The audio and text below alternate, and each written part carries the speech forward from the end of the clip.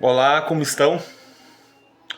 Então vamos para mais um tema envolvendo autoconhecimento, sempre com as bases principais linkadas na psicologia analítica de Carl Gustav Jung. Hoje nós vamos falar de matemática que ela envolve o título de um livro, que é de James Hollins, um analista junguiano. O livro chama-se Os Pantanais da Alma e o subtítulo é Nova Vida em Lugares Sombrios. Parece que o título do livro por si só é algo assim assustador, lúgubre. E nem poderia deixar de ser, porque Os Pantanais da Alma, essa obra do Hollins, ela é realmente um convite no sentido de desenvolvermos a existência, darmos conta dos nossos dias, mesmo sob as sombras da angústia.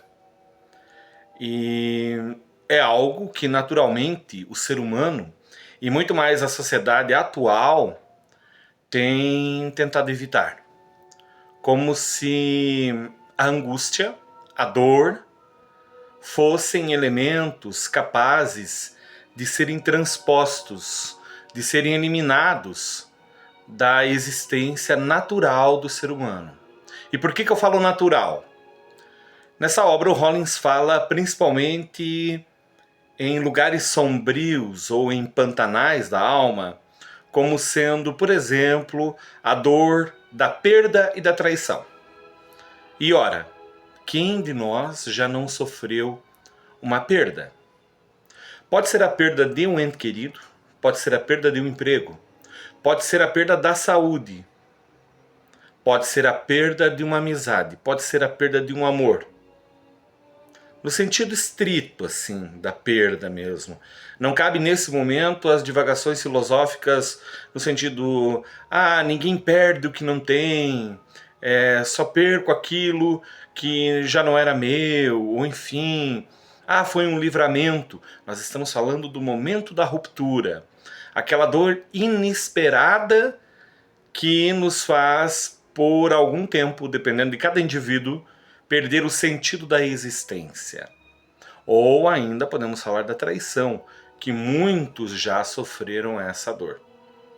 A traição pode ser de um namorado, de uma namorada, de um noivo, marido, esposa, enfim. Ou também de um irmão, de uma irmã, ou de um amigo que julgava-se fiel e foi traído, foi enganado. É uma perda muito drástica. E o Hollins vai nos convidar, diante da metáfora dos pantanais da alma, a atravessarmos mesmo assim.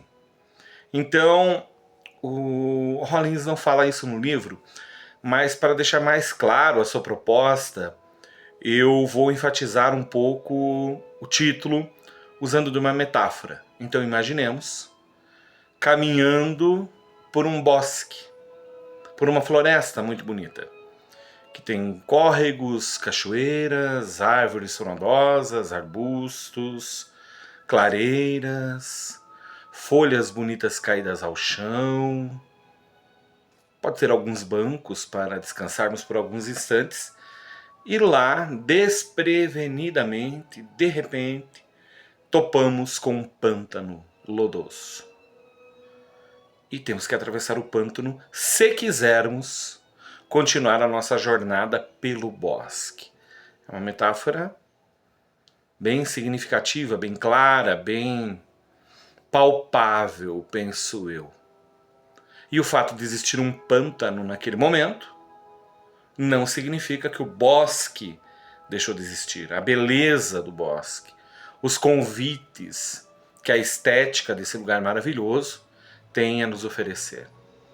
Muito provavelmente, se nos decidirmos a atravessar o pântano que estava em meio ao bosque, nós vamos caminhar por algumas horas ou até um dia inteiro com o lodaçal que tinha dentro do pântano. Talvez com alguns animais próprios daquele ambiente, alguns insetos irão ficar mais presentes da nossa pele, irão nos picar, ou até alguns animais mais perigosos e cabe a nós irmos nos limpando desses resíduos assim que sairmos dele para continuarmos a nossa caminhada. É uma metáfora, pelo menos eu acho, muito clara sobre os pantanais da alma, ou seja, não encontraremos um ser humano que não topou com um momento pantanoso, com um momento lodoso, difícil. E na história nós vamos encontrar alguns que resolveram continuar todo o seu processo, embora a dor, embora a experiência do pântano. E esses alguns ainda tornaram a sua caminhada pelo bosque no futuro, que os aguardava, mais interessante, mais rica de experiência, esta caminhada.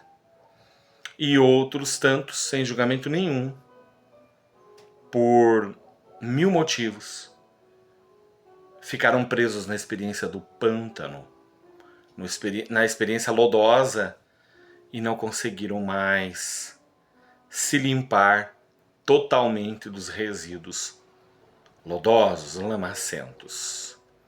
Talvez dependendo do grau do trauma, do grau da perda, é possível que alguns indivíduos, algumas pessoas não consigam mais realmente limparem-se totalmente, metaforicamente falando. Não consigam mais abandonar os resíduos da experiência pantanosa. Mas é possível mesmo assim caminhar escolhendo a vida, escolhendo as novas experiências. A permanência no Pantanal, a permanência nos pantanais da alma, da vida, da existência, significam o adoecimento, muitas vezes, psíquico e até físico.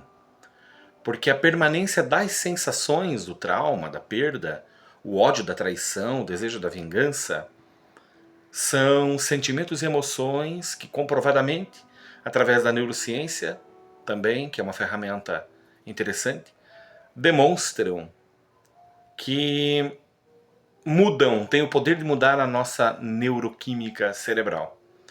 E com essa mudança neuroquímica é que começam muitas vezes os desajustes no campo psíquico e logo mais no campo somático, no corpo.